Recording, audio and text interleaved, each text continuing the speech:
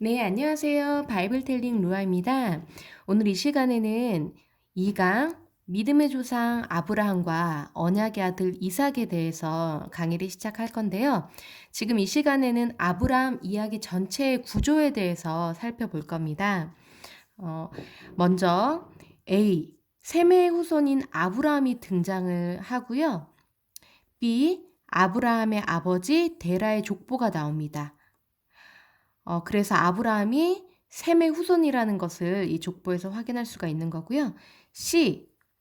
하나님께서 아브라함에게 아들을 주시겠다고 이제 약속을 하시고 아브라함이 하나님의 약속을 믿고 이제 고향을 떠나서 아브라함의 믿음의 삶의 여정이 시작이 되는 겁니다. 그리고 D. 아브라함이 자신의 아내 사라를 누이라고 이방 사람들에게 이제 속이게 되는데요. 이 과정 가운데서 하나님이 이방 가운데에서 자신의 언약 백성인 아브라함을 보호하시는 그런 부분을 확인할 수가 있습니다. 그리고 아브라함이 고향을 떠날 때 함께 온 그 조카 롯이 이제 아브라함을 떠나서 소돔에 정착하게 되는 그런 부분이고요. F.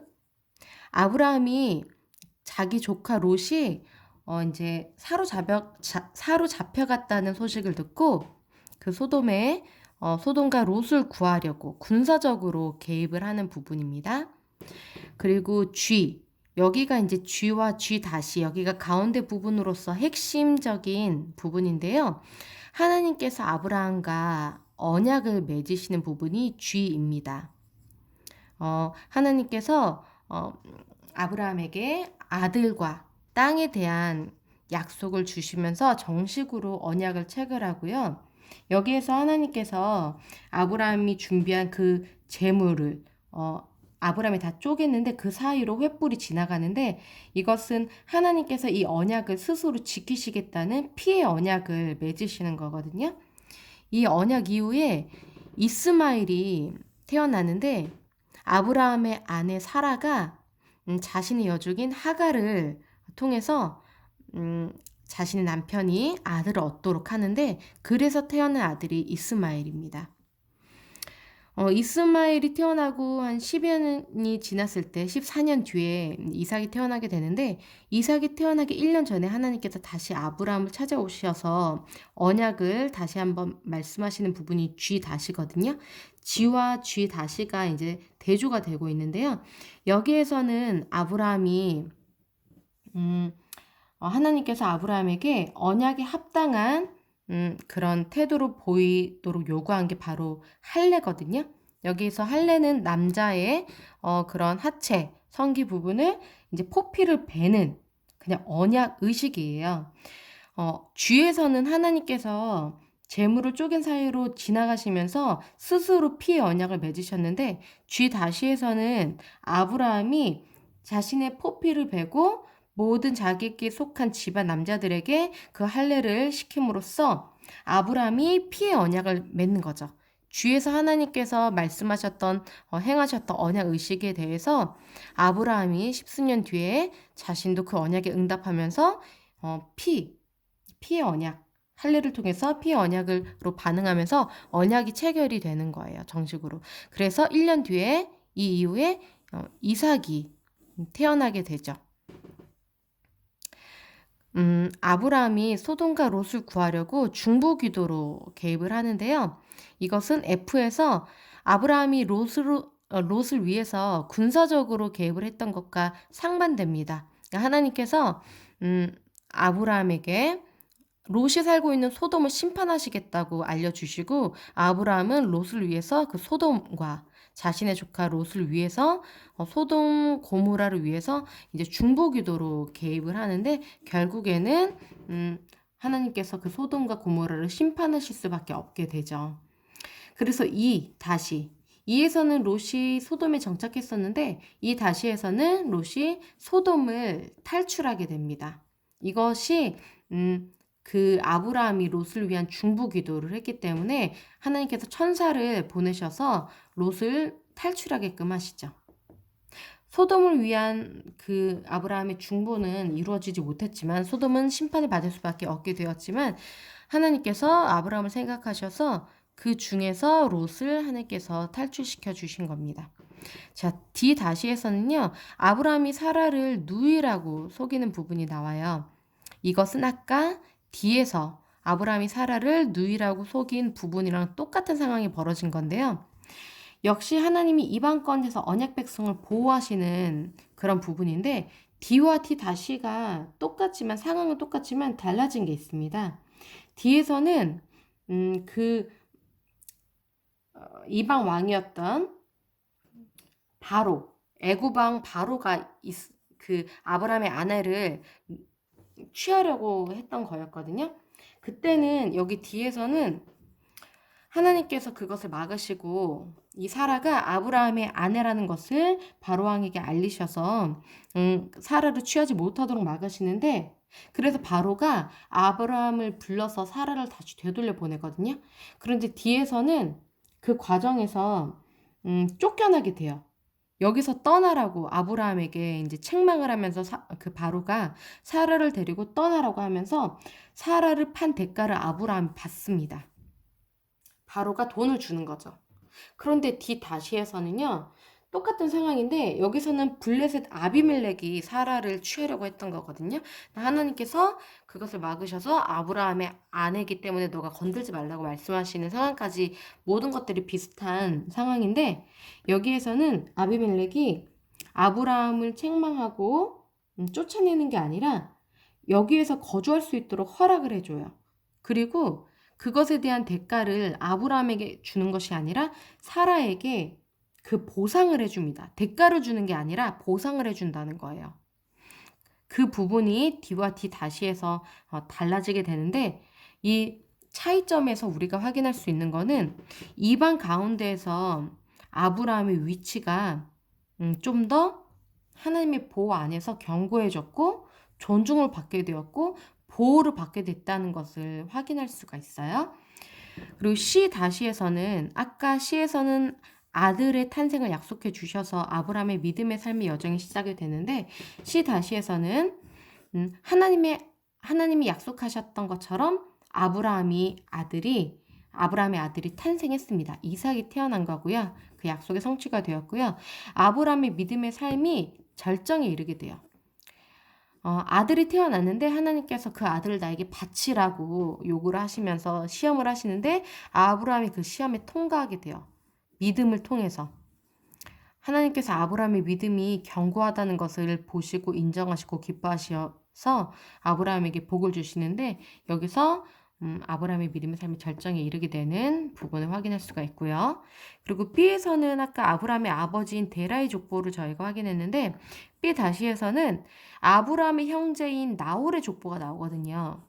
이거는 나홀이 누구냐면 아브라함의 아들인 이삭이 결혼하는 그 리브가의 아버지가 나홀이에요. 즉 아브라함이 자신의 형제의 딸, 즉 조카를 자신의 며느리로 삼게 된 거거든요.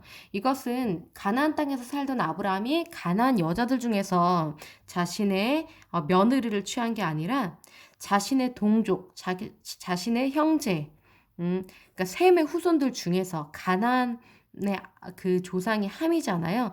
함은 저주를 받은 그 민족이기 때문에 아브라함은 하나님께로부터 복을 받은 셈의 후손들 중에서 자신의 아들의 아내를 취함으로써 가나안 문명에 동화되지 않으려고 하는 그런 말씀을 순종하는 모습을 볼 수가 있습니다.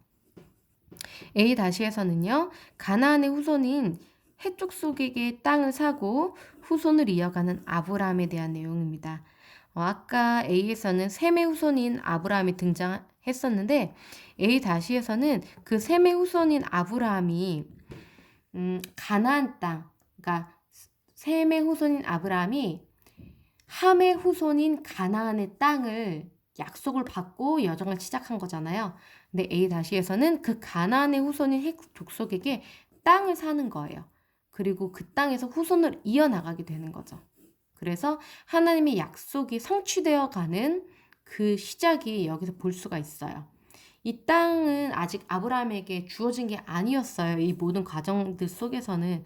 그런데 마지막에 하나님께서 이 땅을 너에게 주겠다고 말씀하셨던 그 약속이 부분적으로 성취가 된 거죠.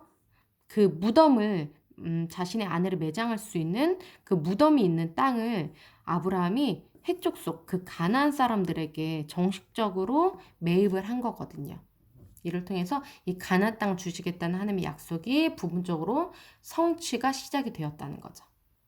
그래서 이 구조 속에서 저희가 확인할 수가 있는 거는 아브라함의 언약, 하나님께서 아브라함에게 언약을 주셨다는 것을 마지막에 이 성취되어 가고 있는 아들이 탄생을 했고 땅을 부분적으로 구입한 부분에서 이 아브라함의 언약이 하나님께서 주셨던 약속이 성취되어 가고 있다는 것을 볼 수가 있고요.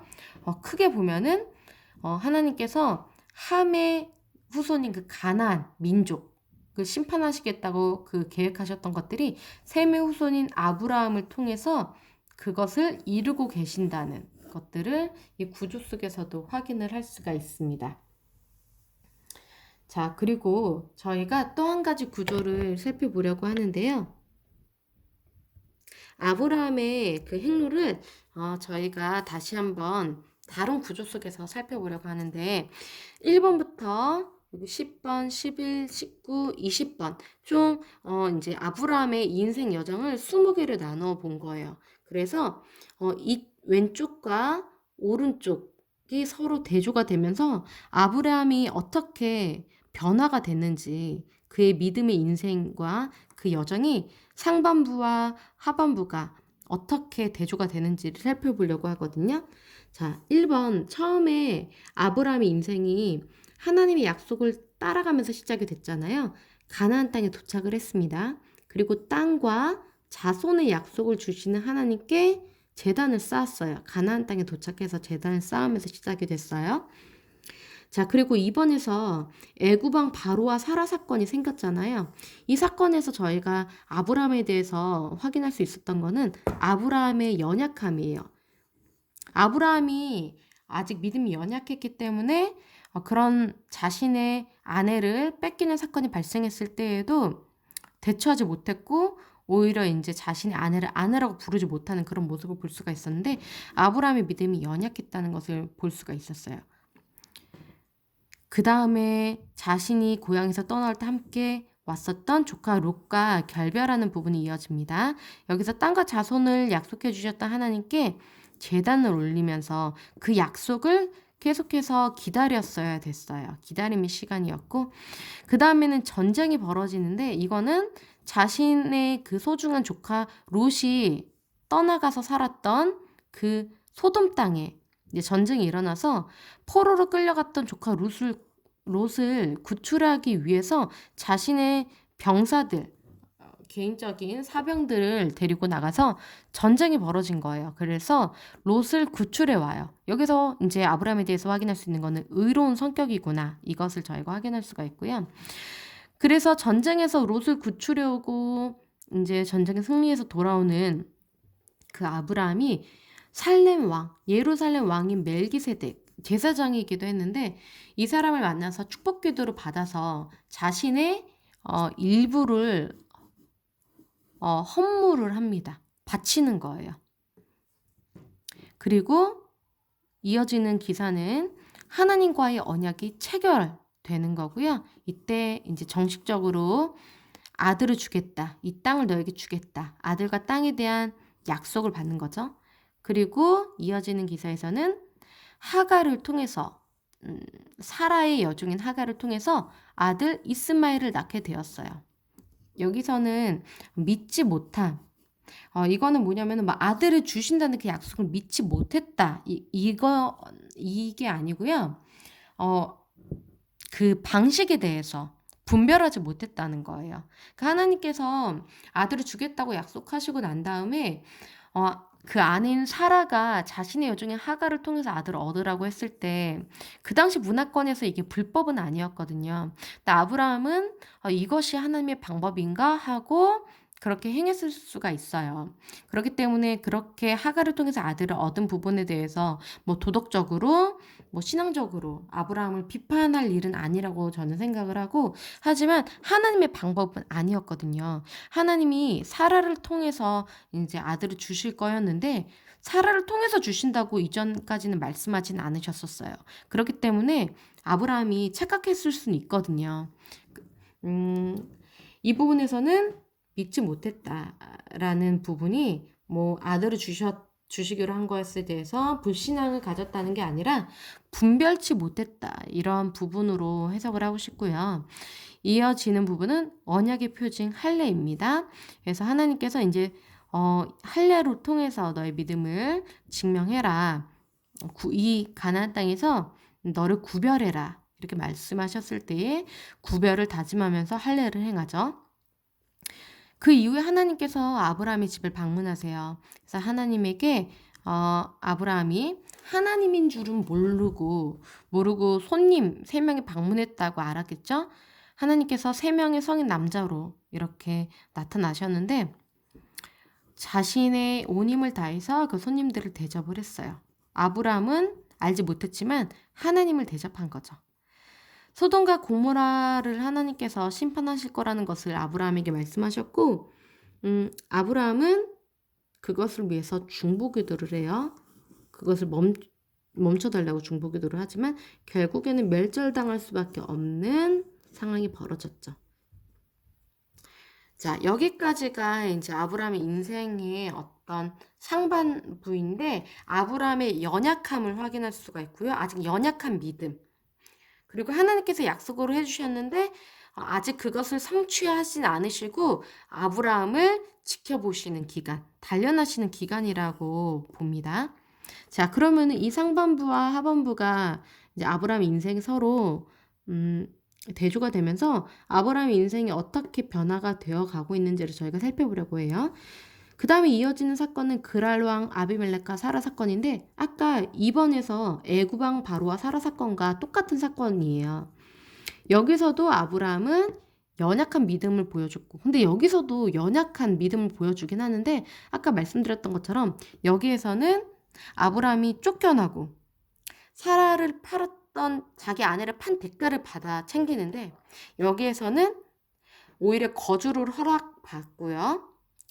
그랄 왕 아비멜렉이 아브라함을 거주하도록 허락해주고 사라에게 보상을 해줍니다. 그래서 하나님의 백성인, 하나님께서 선택하신 사람인 이 아브라함이 이방 땅에서 무시를 당하고 위험한 상황에서 노출되어 있는 그런 상황 속에서 여기에서는 보호를 받고 하나님으로부터 보호를 받고 이방 사람들에게도 인정을 받는 모습으로 변화한 것을 확인할 수가 있어요. 자, 그리고 12번에서 이삭이 탄생을 합니다. 드디어 하나님께서 약속하셨던 그 사라를 통한 아들이 태어나면서 약속이 성취가 되었어요. 여기에서는 아브라함이 약속을 계속해서 기다렸어야 됐는데 드디어 그 약속이 성취된 부분을 보았고요. 이어지는 부분은 블레셋 아비멜렉 왕이 아브라함을 찾아와서 나랑 평화 언약을 체결하자. 그래서 언약을 체결합니다. 오히려 이방 사람들이 아브라함을 찾아와서 우리 평화롭게 살자. 이렇게 먼저 평화 조약을 제의를 하는 거예요. 아까는 이방 사람들과 이제 전쟁을 벌여야 했던 아브라함의 인생이었는데 여기서는 오히려 그 이방 사람들이 찾아와서 평화를 맺자고 평화 조약을 요청하는 부분을 보면서 형통한 아브라함의 인생을 볼 수가 있어요. 의로운 아브라함의 행동을 하나님께서 확인하시면서 결국에는 이방 땅에서 형통하게 평화롭게 살 수 있도록 복을 주시는 부분을 볼 수가 있고요. 하나님께서 아브라함에게 시험을 하십니다. 이삭을 내가 너에게 주었는데 이것을 너의 아들을 나에게 바칠 수 있겠니? 요구했을 때 자신에게 하나밖에 없는 그 외아들을 기꺼이 하나님께 바치는 모습을 볼 수가 있어요. 아까는 살레방 멜기세덱에게 자신의 가진 일부를 바쳤었는데 여기에서는 모두 드린 거예요. 자신에게 있는 그 소중한 단 한 명의 아들, 사라와의 사이에서 낳은 자신의 그 하나밖에 없는 그 소중한 언약의 아들을 그냥 드린 거예요. 이거는 모두 드린 거거든요. 자신의 일부를 드렸던 아브라함이 자신의 모두 전부를 드린 신앙으로 견고해진 믿음으로 발전한 것을 볼 수가 있어요. 그래서 믿음을 증명했더니 하나님께서 복을 선언하십니다. 감탄하시면서 아브라함의 믿음에 대해서 너무 기뻐하시면서요. 그래서 아브라함이 인정을 받게 돼요. 아까는 하나님께서 아브라함에게 약속을 주셔서 아브라함이 약속을 받고 믿음으로 기다렸어야 되는데 드디어 그 믿음을 인정을 받게 되었다는 거예요. 그리고 사라가 죽게 됩니다. 그래서 가나안 땅에 사라를 매장할 막벨라 굴을 구입을 하게 됩니다. 가나안 땅의 한 부분을 돈을 주고 매입을 하는 거예요. 이것은 아브라함이 믿음의 행동을 취했다고 저희가 볼 수가 있어요. 그러니까 이방 땅에서 자신의 고향도 아니고 이방 땅에서 나그네로 살아가는 이 아브라함이 그냥 매장지를 공짜로 주겠다는 그 가나안 사람들의 그 제의도 거절하고 엄청난 큰 대가를 치르면서 큰 돈을 지불하면서 이 땅을 구입했다는 것은 엄청난 믿음의 행동이었습니다. 하갈을 통해서 아들 이스마엘을 낳았을 때는 분별치 못하고 하나님의 방법이 아니라 자신의 방법으로 하나님의 약속을 이루려고 시도를 했다면은 여기에서는 하나님의 눈으로 분별할 수 있는 그런 믿음이 생겼다는 거예요. 눈에 보이는 건 없지만 아직 하나님의 말씀대로 이 땅이 나에게 주어진 것은 아니에요. 하지만 주실 것을 믿고 일단 내가 큰 대가를 치르면서 그 땅을 일부분 구입을 했다는 것은 이제 보이는 게 없어도 알 수는 없어도 아직 주어지진 않아도 하나님께서 이 땅을 내게 주실 거야 라는 분별할 수 있는 그 믿음이 더 깊어진 믿음이 생겼다는 겁니다. 여기서도 믿음은 있었지만 분별력은 없었기 때문에 자신의 방법대로 행하다가 이스마엘을 낳게 됐는데 결국엔 그게 하나님의 방법은 아니었다는 거예요. 하지만 여기에서는 하나님의 방법대로 믿음의 행위를 취했다. 여기 17번에서는 이삭을 자신의 동족과 결혼시킵니다. 가나안 땅에서 가나안 여자와 결혼시킨 게 아니라 하나님께서 여기서 할례를 통해서 너희는 가나안 민족에 동화되면 안 되고 너희는 나의 백성으로 구별돼야 된다라고 해서 구별을 다짐하면서 할례를 받았잖아요. 이것을 끝까지 지키는 거예요. 그래서 멀리 자신의 고향 땅에 사람을 보내면서까지 자신의 아들, 그 소중한 아들인 이삭이 40살이 다 되도록 결혼을 못하고 있는데도 불구하고 가나안 여자랑 혼인을 시키지 않고 자신의 동족, 자신의 고향 사람, 셋의 후손과 결혼을 시키기 위해서 기다렸다는 거죠. 구별을 지켰다는 거예요. 자, 그리고 리브가가 며느리로 찾아옵니다. 그래서 결혼을 하게 되는데 리브가는 이 아브라함 가문의 이삭에게 선물과 같아요. 하나님께서 오셨을 때 극진하게 대접했던 아브라함이 보답을 받는 그런 부분이에요. 이때 아브라함이 정말 귀한 송아지로 요리를 해서 하나님을 대접하는데 리브가의 이름 자체가 암소라는 의미가 있거든요. 아주 귀한 것. 그런 의미가 있어요. 하나님을 극진히 섬겼더니 하나님께서 보답해 주셨다. 이렇게 대조가 되면서 그런 해석이 가능하죠. 자, 19번에서는 후손들이 번성해 갑니다. 그래서 이어지는 언약 백성에 대해서 나오는데 아브라함이 이삭도 낳았지만 그 이후에도 여러 아들들을 낳아요. 후처를 통해서.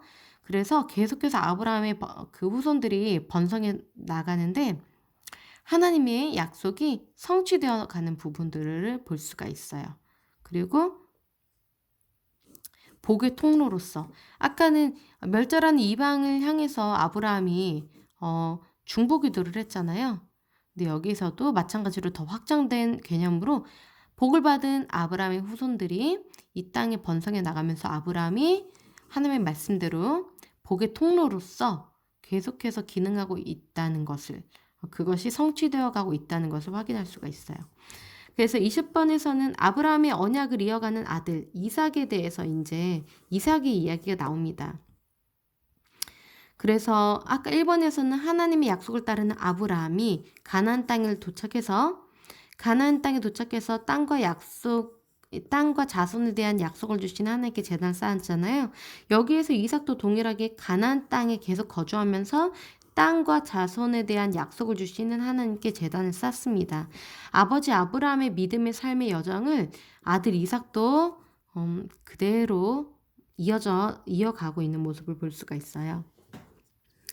그래서 이제 이삭도 형통한 그 복을 받아들이고 아비멜렉과 리브가 사건도 아버지 아브라함과 똑같은 사건인데 그 이방 땅의 왕이 자신의 아내를 가로채려고 할 때 자신의 아내가 아니라 누이라고 속이면서 비겁하게 그 상황을 모면하려고 하는 그 아브라함이 2번이나 겪었던 그 사건을 똑같이 아들 이삭도 답습하고 있어요.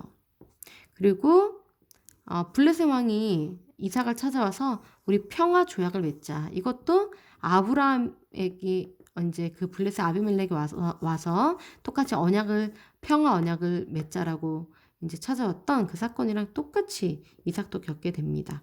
1번과 20번 아브라함과 이삭의 인생이 똑같이 흘러가는 것들이 대조적으로 확인될 수가 있어요. 네, 밑에는 보시면은 아까 제가 말씀드렸던 것처럼 이 데라의 아들 아브라함의 족보인데요. 아브라함이 데라의 아들인데 데라가 3명의 아들을 낳았거든요. 아브라함과 나홀과 하란 3명의 아들을 낳았어요. 그런데 이 아브라함과 나홀과 하란 이 하란이 밀가와 롯을 낳았고요. 이 아브라함이 이 롯을 데리고 같이 가나안 땅으로 간 거거든요. 근데 나홀의 딸이 리브가고요. 그리고 이 나홀의 딸이 리브가고 아브라함의 아들이 이삭인데 이삭과 리브가가 결혼하는 거죠. 그리고 사라가 본래는 아브라함의 이복 동생이에요. 그러니까 데라로부터 나왔는데 엄마가 다른 거죠. 그래서 사실은 뭐 다른 이방 왕이 아까 바로도 그렇고 아비멜렉도 그렇고 이 사례를 취하려고 했을 때 아브라함이 내 아내라고 하지 말고 누이라고 해라. 그게 사실이지 않냐 이렇게 얘기를 하는데 사실 누이가 맞아요. 이복 동생이 맞긴 맞아요. 근데 자신의 아내라는 거는 숨겼던 거죠. 예전에는 이렇게 사촌끼리 결혼하는 경우도 많았다인 거고요. 그리고 이렇게 하란이 밀가랑 롯을 낳는데 이 밀가가 이 나홀이랑 결혼을 해서 낳은 딸이 리브가예요. 자신의 사촌이랑 결혼을 한 거죠.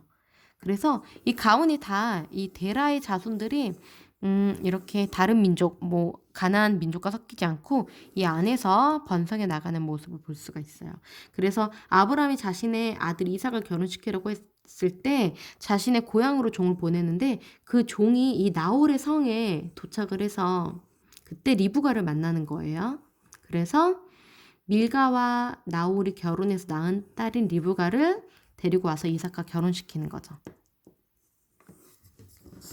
아브라함은 여기 갈대아 우르에서 살았었거든요. 여기가 어디냐면은 저희가 이제 지난번에 1강의 마지막 강이었던 바벨탑 사건이 바로 여기서 이 바벨론 땅에서 벌어진 거예요. 그러니까 여기서부터 바벨탑 사건 때문에 모든 민족이 이제 그 언어가 달라지면서 뿔뿔이 흩어졌다고 했잖아요. 이 죄악된 땅의 중심에 아브라함이 살고 있었던 거예요. 아브라함의 아버지였던 이 데라가 우상을 만드는 그런 직업을 가지고 있었고 아브라함도 그 아버지와 함께 살고 있었고요. 그런데 하나님께서 너는 갈대아 우르를 떠나라. 너의 아버지의 집을 떠나서 내가 지시하는 땅으로 가라. 라고 하셨어요. 그때는 이제 가나안 땅이라고 말씀하진 않으셨죠. 갈 바를 알지 못하고 일단 출발한 거예요. 그런데 그때 아브라함이 자신의 아버지랑 조카 룻이랑 다 데리고 출발한 것 같아요. 그래서 갔던 곳이 바로 이 하란이에요. 그런데 여기에서 그 아버지 데라가 죽었어요. 아버지 데라는 이 하란에서 죽고 여기에서 그러니까 다 데리고 떠났던 것 같아요. 아브라함이 자기 혼자 갔어야 됐는데 아버지랑 나홀이랑 하란이랑 롯이랑 다 데리고 떠났었는데 여기 하란에서 아버지 그러니까 하란이 죽고 데라도 아버지가 여기서 죽는 거예요. 그리고 나홀은 여기서 정착을 한 거죠. 그래서 나홀의 성이 여기 있는 거예요. 그래서 나중에 아브라함이 여기 가나안 땅에서 자신의 며느리를 찾으려고 종을 보냈을 때 그 종이 여기까지 가가지고 하란 땅에서 나홀의 성에 도착해서 나홀의 딸 리브가를 데리고 다시 돌아오는 거거든요. 근데 여기 하란에서 아브라함이 롯을 데리고 이렇게 가나안 땅으로 와서 여기 베델 땅에 정착을 하는 겁니다. 세겜 땅에 정착을 하게 되는 거예요. 여기서 이제 아브라함이 장막을 쳐서 여기서 살게 되는 거고, 여기서 나중에 기근 때에 목축업자였기 때문에 풀을 찾아서 밑에 애굽 땅에 가기도 하고 다시 올라오기도 하고 하면서 이동을 하는데, 그래도 여기 세겜 땅이 주거지였어요. 기본적인 주거지였고요.